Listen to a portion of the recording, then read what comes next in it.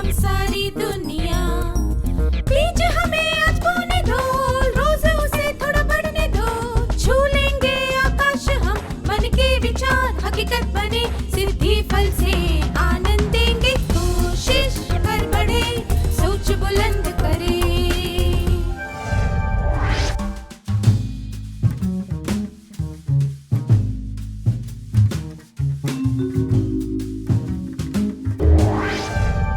नमस्ते छात्रों, आप सबको देखकर खुशी हुई। आइए आज के सत्र की शुरुआत एक क्रियाकलाप से करते हैं। मैं आपको एक चित्र दिखाऊंगी। 5 सेकंड के लिए इसे अच्छी तरह देखिए। कृपया चित्र देखते समय कुछ भी न लिखें।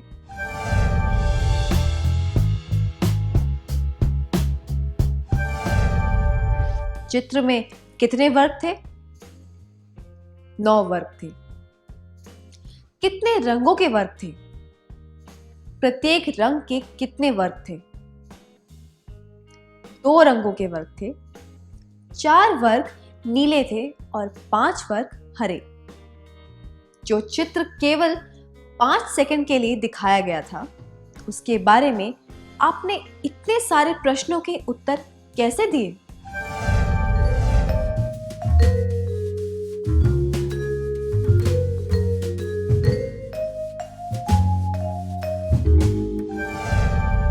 जवाब देने के लिए धन्यवाद।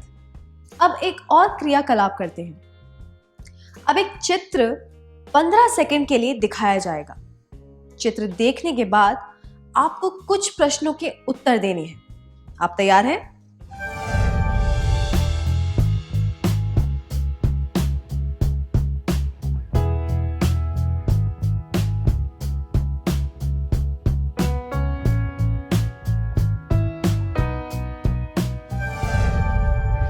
अब इन प्रश्नों के उत्तर दें। पहला, कुल कितने घन थे? दूसरा, कितने स्तंभ थे? तीसरा, पीले रंग के कितने घन थे? चौथा, लाल रंग के कितने घन थे? पांचवा, हरे रंग के कितने घन थे?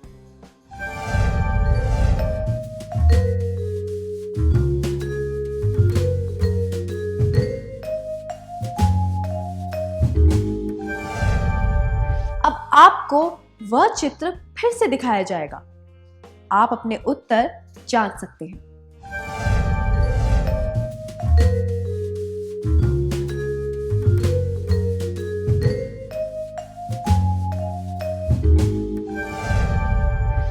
जिन छात्रों के सारे जवाब सही थे, उन्हें बधाई हो। इस क्रियाकलाप में किस योग्यता का परीक्षण हो रहा था? सही कहा, यह याददाश्त मतलब कि स्मरण शक्ति को जांच रहा था। स्मरण शक्ति क्या होती है? स्मरण शक्ति का अर्थ है कि हमने जो सीखा हो और हमारे दिमाग में जो बात हो, उसे याद करने की योग्यता। दूसरे शब्दों में कहें तो आपने चित्र को बहुत गौर से देखा, दिमाग में उसकी छवि बना ली और जब प्रश्न पूछे गए तो आप बातें याद करके उनका उत्तर दे सके। इसे हम याददाश्त यानी कि स्मरण शक्ति कहते हैं। हम जो भी सीखते हैं, वे बातें हमारे दिमाग में संचित हो जाती हैं। उन बातों को याद कर पाने की योग्यता को स्मरण शक्ति कहते हैं। मैं दोहराती हूं, हम जो भी सीखते हैं, वे बातें हमारे दिमाग में संचित हो जाती हैं। उन बातों को याद कर पाने की योग्यता को स्मरण शक्ति कहते हैं। अब एक परिस्थिति पर ध्यान दीजिए। तारा एक शादी में गई थी। उसकी उम्र की लड़की ने आकर उससे कहा, तुम तारा हो ना? कैसी हो तुम? वह लड़की जानी पहचानी लग रही थी, पर तारा उससे पहचान नहीं पा रही थी।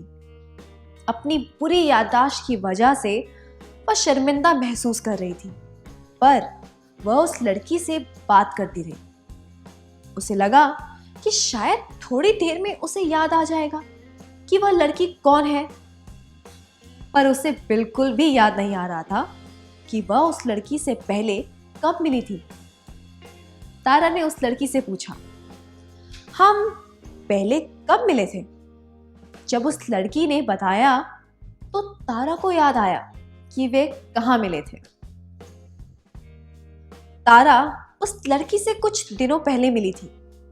वो लड़की तारा को पहचान गई और तारा को कुछ भी याद नहीं था। हमने इससे क्या सीखा?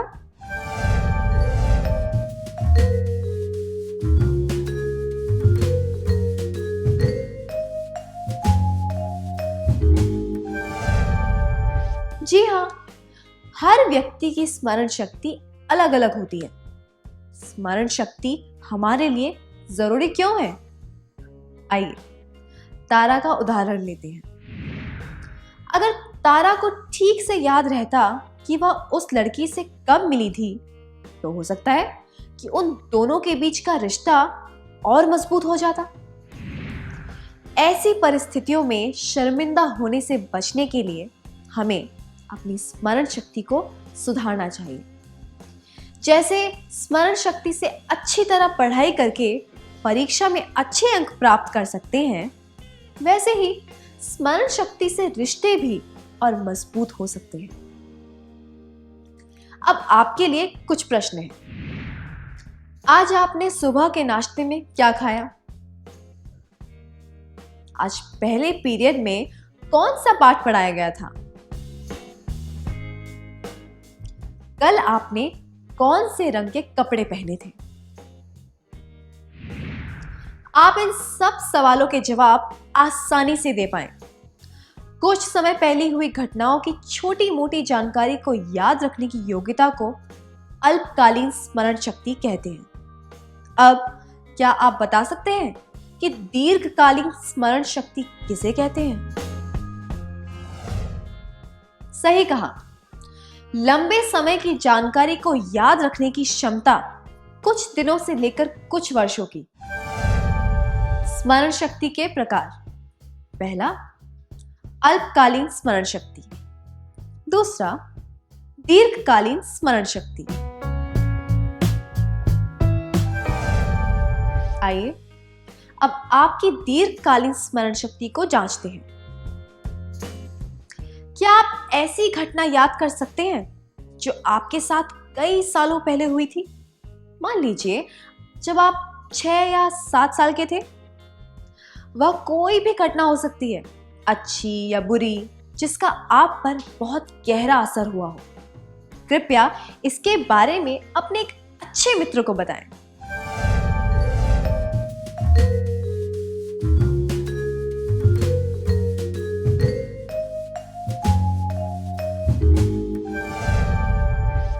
अपने अनुभव बताने के लिए धन्यवाद। आपने कुछ अच्छी घटनाएं याद की होंगी, जैसे कि पहली बार साइकिल चलाना, पहली बार ऊंट या घोड़े पर बैठना इत्यादि। या फिर कुछ और घटनाएं, जैसे कि गलती करने पर पहली बार डांट पड़ना इत्यादि। क्या अब हम एक क्रियाकलाप करें? आपको स्क्रीन पर 3 आकृतियां दिखाई जाएंगी। उनसे संबंधित प्रश्न भी दिखाए जाएंगे और उनके जवाब आपको अपनी नोटबुक में लिखने हैं। ठीक है? पहला, इस चिन्ह को पहचानिए। दूसरा, यह इमारत कहाँ है? मैं खाना बना सकता हूँ। मैं सीटी बजा सकता हूँ, पर मैं बात नहीं कर सकता। मैं कौन हूं?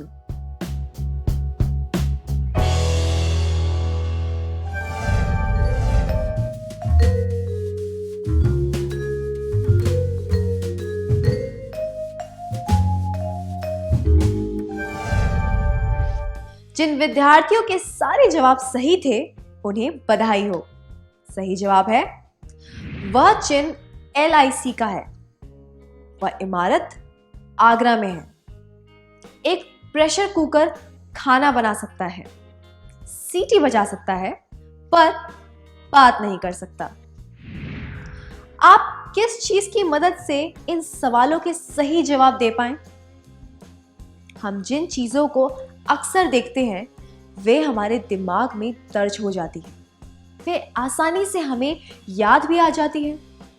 हम जिसे सामान्य ज्ञान कहते हैं वह दरअसल सिमेंटिक स्मरण शक्ति का एक हिस्सा होता है। सिमेंटिक स्मरण शक्ति वह होती है जिसमें हम शब्दों, चिन्हों और इस तरह की अन्य जानकारी को दर्ज करके याद कर लेते हैं। यह किसी विशिष्ट घटना या अनुभव से संबंधित नहीं होती। उदाहरण के लिए, जब मैं आपसे हरे रंग से संबंधित शब्द बताने को कहूं तो आपके दिमाग में पत्ते, घास, खेत, सब्जियों जैसे शब्द आते हैं। यह हमारी दीर्घकालीन स्मरण शक्ति का एक हिस्सा है। इसमें वे सारे विचार, अर्थ और अवधारणाएं हैं जो हमने अब तक सीखे हैं। हम कई किस्म की स्मरण शक्तियों का इस्तेमाल करते हैं। सिमेंटिक स्मरण शक्ति इनमें से एक है। स्मरण शक्ति की किस्में। सिमेंटिक स्मरण शक्ति यह विचार, अर्थ और अवधारणाओं से संबंधित होती है। अब एक और क्रियाकलाप। कृपया अपने अच्छे मित्र के साथ जोड़े अ और ब बनाकर बैठिए। आपको ऐसी घटना के बारे में बताना है जिसका आप पर बहुत गहरा असर हुआ हो। अ ऐसी घटना के बारे में बताएगा जो 3 साल पहले हुई थी। ब ऐसी घटना के बारे में बताएगा जो 3 महीने पहले हुई थी।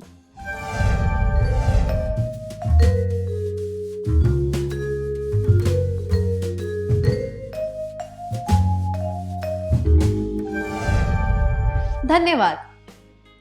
ऐसे अनुभव हमें हमेशा याद रहते हैं क्योंकि ये व्यक्तिगत होते हैं।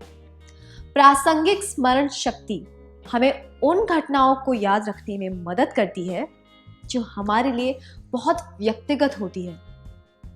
व्यक्तिगत होने की वजह से ऐसी घटनाएं हमारे स्मरण शक्ति पर गहरी छाप छोड़ जाती हैं, जिसकी वजह से हम इन्हें बहुत ही स्पष्ट रूप से याद कर पाते हैं।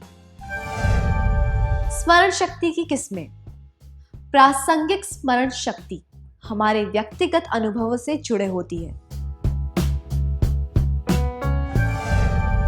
आइए अब एक और क्रियाकलाप करते हैं। मैं कुछ सेकंड के लिए किसी गीत की पहली पंक्ति बजाऊंगी और फिर आपको उस गीत की दूसरी पंक्ति गाकर सुनानी है। इसी तरह मैं एक कहावत की पहली पंक्ति बोलूंगी और आपको उसकी दूसरी पंक्ति बतानी है। तैयार है?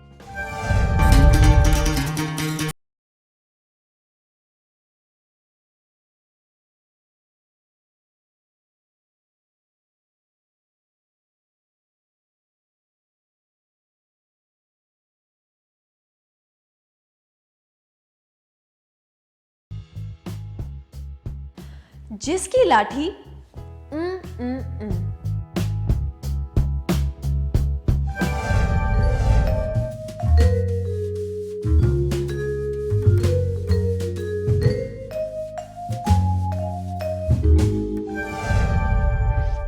बहुत बढ़िया। यह बिल्कुल भी मुश्किल नहीं था, है ना? क्यों? क्योंकि कुछ प्रकार की स्मरण शक्तियों में किसी सतर्कता या जागरूकता की आवश्यकता नहीं होती। उदाहरण के लिए, हम ब्रश करना और नहाना जैसे काम ज्यादा सोचे समझे बिना करते हैं। उसी तरह शब्दों को पूरा करना, अंताक्षरी खेलना इत्यादि हमारी सहज स्मरण शक्ति का हिस्सा होते हैं। इस स्मरण शक्ति से हम आसानी से समझ सकते हैं कि हमें अपनी चीजों के आसपास अच्छा क्यों महसूस होता है। हम जिस तरह से अपनी चीजों को जमा कर रखते हैं या फिर जिस तरह से बूढ़े और विकलांग व्यक्ति अपने तरीके से रखी हुई चीजों को देखकर अपनापन महसूस करते हैं, या अपनापन और आराम का ऐसा हमें सहज स्मरण शक्ति से होता है। स्मरण शक्ति की किस्में। सहज स्मरण शक्ति, जिसमें सतर्कता या जागरूकता की जरूरत नहीं होती। जबकि दूसरी तरफ कुछ ऐसे काम होते हैं जिनमें बहुत सतर्कता या जागरूकता की आवश्यकता होती है, जैसे कि 1 साल पहले हुई किसी घटना को याद करना या फिर परीक्षा का पर्चा लिखना इत्यादि। इस तरह की स्मरण शक्ति को जागृत स्मरण शक्ति कहते हैं। स्मरण शक्ति की किस्में। जागृत स्मरण शक्ति, जिसमें कुछ याद करने के लिए पूरे प्रयास और सतर्कता की आवश्यकता होती है। अब आज के सत्र में सीखी हुई बातों का सार संक्षेप करने का समय हो गया है।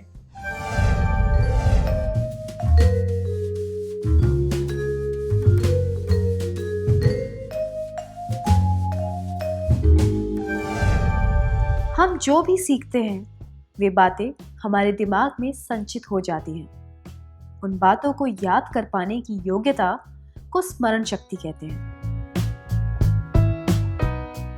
स्मरण शक्ति 2 प्रकार की होती है, अल्पकालीन स्मरण शक्ति, दीर्घकालीन स्मरण शक्ति। स्मरण शक्ति की किस्में। सिमेंटिक स्मरण शक्ति, प्रासंगिक स्मरण शक्ति, सहज स्मरण शक्ति, जागृत स्मरण शक्ति। बहुत बढ़िया था, धन्यवाद।